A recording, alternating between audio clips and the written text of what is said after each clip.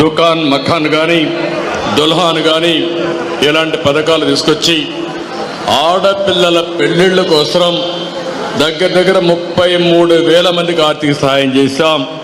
165 కోట్ల రూపాయలు పెళ్లిళ్ళ కోసం ఖర్చు పెట్టిన ఏకైక పార్టీ తెలుగుదేశం పార్టీ. ఇదే కాకుండా ముస్లింల కోసం విదేశ విద్యోన్నతి కింద 527 మంది పిల్లల్ని ఏ దేశంలో ఏ యూనివర్సిటీ కావాలో పంపించి చదివించిన పార్టీ తెలుగుదేశం పార్టీ. ఈరోజు ఈ పార్టీ చూస్తూ ఉంటే ఎవరిని చదివించే పరిస్థితి లేదు, ఎవరికి డబ్బులు ఇచ్చే పరిస్థితి లేదు.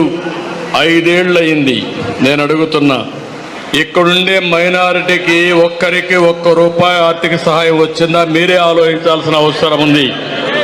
రెండో విషయం మీరు చెప్పండి, ఎక్కడైనా ఒక్కదిక్కడ ఒక మసీదు కట్టారా?